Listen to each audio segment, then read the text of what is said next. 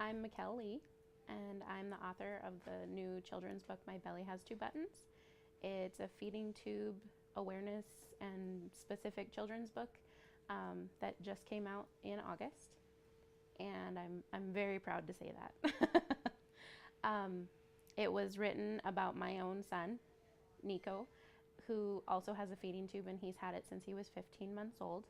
We've struggled with oral aversions and defensiveness and difficulty swallowing, eating, drinking. Drinking's the main one for him. But for other kids like him who have feeding tubes, a lot of the time it's not only, an aversion. It's a disorder or some sort of medical complexity that makes it so they cannot drink or eat. He was unable to eat or drink for a while after surgery, and then shortly before surgery of his own choice because of the measures they took to try to help him. We hope one day that he'll be off of the feeding tube, and this story kind of came out of me wanting to explain to him about his body with its new life-saving device. Because when we take him out in public or we go see family, you get bombarded with questions. The number one question is, why does he have it? Well, right now we don't know, but other people, they do. For us, the second question is usually, well, when will he be off of it? Right now we don't know. It's going to be a lot longer than we thought. So for this book, it's to encourage new to-be families that this isn't a death march. This is a new jump into a new life, and it can be as normal as you make it. And your child will respond in kind. And we hope that Nico will come to love his body, including his feeding tube. And that's my hope for any child with a feeding tube, is that they love the body that they're in and that they embrace what it does for them. And I've had parents who send me pictures of their kid reading the book, and they're so excited because there's actually a book for them. This is a very limited market. I think the last book written on a feeding tube subject was for educational purposes for adults in, I think, 2011. There are, I think, 2 or 3 children's books, and it's usually about like my stomach is slow to empty or that kind of thing. This is kind of a general, non-specific overview so that it could be accessible to more feeding tube families.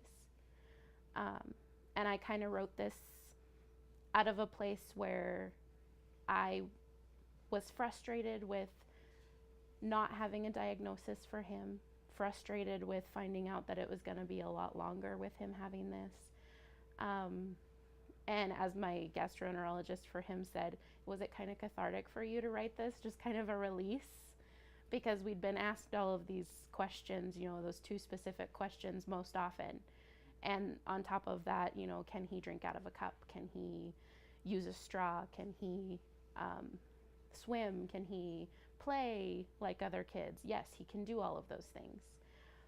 But, it would be nice for him to feel a part of something, to feel like he's not just, the odd child out in our family with this new appendage that, looks different than his sister's belly buttons. So we kind of came up with our own lingo through this process. And, when he reaches for his stomach, the little button that's there, it kind of looks like this. And it's got a flap that opens up, and that's where you insert the extension tube, which hooks up to his IV feeding tube on the pole, and it just flows into his stomach. And so, we have to be very careful with how he moves and taping it a certain way so it doesn't get wrapped around his body and then it gets pulled off the leads, and then the machine starts beeping all night long. My husband can attest to that. And he sleeps right through it, but he's a flip-flopper. Sometimes beds have to be elevated with this, but for him, that makes it worse. So we've kind of come up with our own system, and it works. We very rarely, as they put it, feed the bed, where he unhooks everything and it just keeps running, and you wake up to this formula covered child, which is really unnerving the first few times, till you kind of get in your groove, and you're always listening for the beep in the middle of the night, or for that gut feeling like, oh, I know he's tangled in it. You just kind of end up getting a second and third sense as to what exactly is going on. And being out and about in public, we are more than happy to answer questions. At first it was, well, I don't really know much about it. And now it's like, okay, we've done the research, we've been in the trenches with this, and we're very comfortable with just hooking him in and, getting him hooked up for the night, and his sisters don't look at it as anything different. It's really funny. They go to pick him up and we're always like, oh, careful. And he doesn't care. It's part of him. He runs and plays, and we have a safety belt, and in the book we talk about the safety belt, where if he's climbing stairs, when he was learning to walk and climb, he had this. And our fear was it was going to get snagged when he was in physical therapy, because he's hypotonic, which means his muscles are kind of floppy and very little muscle tone. So it took him until right before his tube where he started actually standing. And he had just started sitting up and rolling over and attempting to crawl. And so, this was all new for us. And here we have this new feeding tube. We have this, new baby who's learning all these new things. And so it was quite the experience, trying to figure out how to keep his button safe and keep him, normally active. Now, like I said, he runs and plays and rolls, and he lays on his stomach. He's a stomach sleeper, so it's not like it's going to harm him. He did that even the night after he had the surgery. He rolled over and just laid on top of it, and of course I'm going, is that okay? Is that okay? And they're like, yeah, if he is okay with it, it's fine. Because it's just a really flexible tube that is a water balloon, like a catheter balloon. It's shoved into that stoma, is what the opening is called, and it's in there, and you fill it with water, and that's what keeps it in. So it's very sensitive. I don't know if that's the right word. You have to be careful, because one good hard yank and you could pop it out, and he has pulled it out one time. Which was kind of scary, but that's why we have an emergency kit at home that will, in a pinch, get us to Missoula to get it taken care of, and the stoma can kind of shrink back down. It's like an earring that way, like a fresh earring. If you take the earring out, it's going to tighten up. It's going to kind of revert back to a smaller size. So you have to get something in it as soon as possible. Or you could end up needing, in a very extreme case, the stoma completely redone surgically, which would not be good. So we have emergency kits upon emergency kits. We have, our house kind of looks like a medical pharmacy. We have boxes of formula. We have extensions, bags, tapes, different creams. You just kind of learn to stockpile for the storms, and if you use them, you use them. If you don't, you don't. And like when he swims, he can swim in salt water, chlorinated water. He can swim in the bathtub without a cover over it. But if he goes into a lake or a river, we have to put a sheet of plastic over it, because it's an opening that's more easily accessible to microorganisms. So it could make him very ill. So we just have to be very careful that it stays completely watertight when he swims in those kind of places. And so that's a unique experience. I had never written a book before, and so the whole process was very unique and new. And my little sister is my illustrator, and she's kind of been on this journey with us. She came, and she was actually here 6 weeks after he had his surgery, and she got to see and kind of help us out. And She's been home a couple times since, and so when I asked her to do some illustrations before I even thought about writing and pushing to get this published, she was like, "Yeah, I'll do it," because she's always been very artistic, and she draws murals on people's walls and in their kids' rooms, and so she loves kids. She was a nanny, and so she's just very in tune with all forms of artwork, and she's very free-spirited, so I knew this would be kind of right up her alley. And of course she loves her nephew, so she was like, yes. And I told her I wanted something kind of cartoony and half realistic so that it was approachable to all age groups if needed, so that we had a wide range, so that it wasn't so cartoony that the adults were like, "Ooh, I don't want to read it," but it wasn't so realistic that the kids got bored. And the smiles on the kids' faces who are reading it with their parents, and the way the parents tell me the kids react to just like their eyes are huge and they're just smiling from ear to ear the whole time. That's what this is for. The very first person to send me a picture when they received their book, they were going to send it to schools that next week, and it was to her daughter's preschool. And she said she was so glad this came at this time because it was all about me day that next week at school.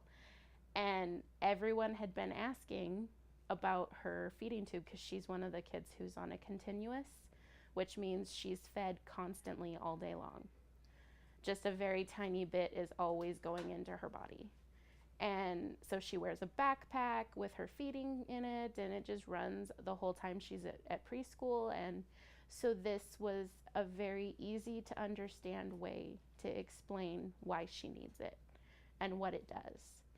And that she can do things, she can play with them, and it kind of made it a little more interactive too, learning how to be friends with this little girl with a new way to eat.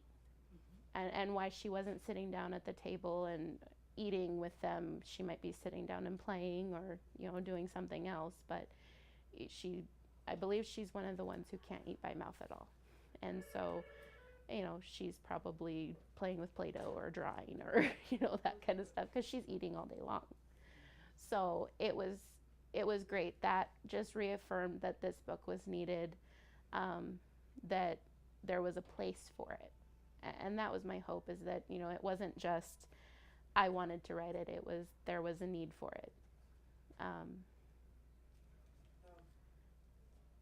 I was thinking of just saving it for my son when he got older, but my husband and my friends and family that I read it to, they were like, "You've got to do something with this." And so when I got laid up with surgery, I had more time to myself than I'd had in probably 4 years. And so I started researching different places to print it out of and different styles of printing, and kind of researching what I wanted out of this and how much we could and were willing to invest into it. And so this is kind of a self-publishing with a publishing company that we work with, and our publisher is Jessie Butler, with publishing our children's stories out of Great Falls. And she was amazing. The first time I spoke with her, she was so comforting, and just I read her the manuscript, and she's like, "I love it already. Send it to me, and send me whatever pictures you have done, your sister has done, and we'll see where we can go from here." And she was so excited to help me on this. She was totally on board from the get-go. And I guess she worked with a couple other people on the editing end of it, and they're like, this girl's a hairdresser. She's not a writer, or I can't believe that she wrote this in one night, and she is now publishing.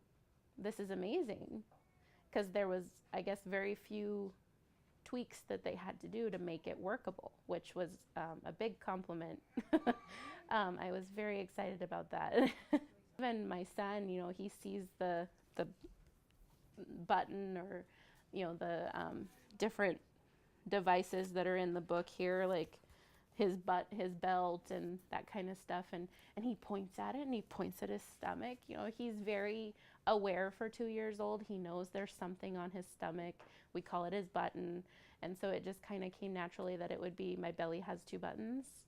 And I kind of came up with the title before I even started writing the book, because we just always called his Mickey button his button. You know, trying to keep him from pulling on it. We're like, no button, and he holds his hands up, and you know, you kind of say things like, I'll be on the phone with my sister, and it's like 8 o'clock in the morning. I go, oh, I have to go unhook the baby. You know, things that you don't normally hear in someone's home are very commonplace in ours. You know, you talk about body functions and gastric contents, and it's just like, that's totally normal.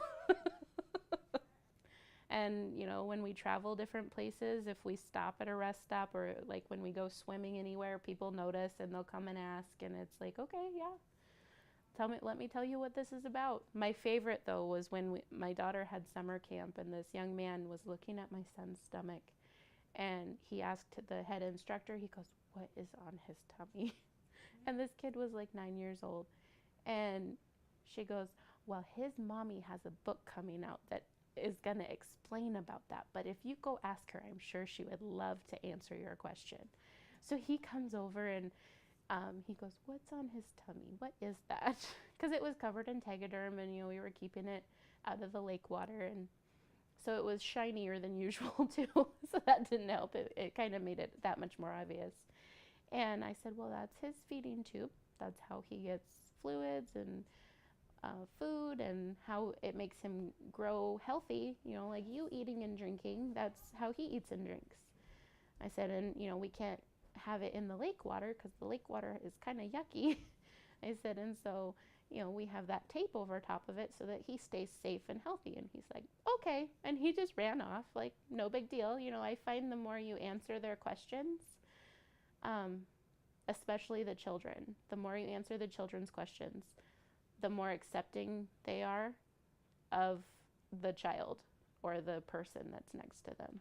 Mm-hmm. Once their curiosity is satisfied, they don't care anymore. Mm-hmm. It's just a part of life. Unique is the new normal is how I put it in my book trailer. And that's exactly true. You know, the more unique, the better, it seems. And so it stands to reason that, you know, kids with feeding tubes should be just as accepted and just as allowed to be free and open as possible with what makes them special. You know, because I mean, some people may not want to feel special, but this does make them special. Not everyone has one. There's about 20% of the tube-fed population in the United States are children, 18 and under. That's a very small drop in the bucket. And, you know, sometimes they hide, they stay kind of closeted in and isolate because of the people who are so abrasive, or just their own insecurities with the trauma. I mean, PTSD, depression, those are all very common for the parents, not even just the kids. The kids have, you know, all of those things from all of the stuff that they go through medically, all the tests and treatments and steps that are taken to either diagnose or help or treat. But the parents, I mean, I think the divorce rate for parents with special needs kids is like 85%.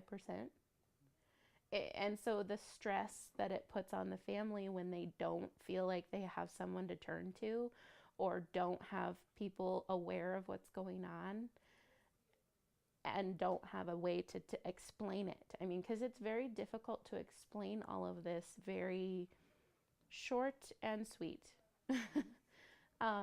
And that was what I wanted, was to be able to hand this to someone, or someone else to hand it to somebody and say, read this, it'll take 5 minutes, you know, or 10, however fast you read, and you'll understand us better. You know, a lot of the parents are going, this needs to be handed out with your discharge papers when your child gets a G-tube. Because they read it and they're just like, I wish someone had told me all this when we left. Because it is overwhelming. It's, you know, it's a whole new life. But it doesn't have to be like your death march. It's not going to be the end. You learn to have to find a new normal, and you either use it to advocate for your child and others, or you kind of isolate and kind of get away from other people, which I hope that's not the case. Um, that's not my hope for any child, is to feel like they need to be ashamed of something that's saving their life.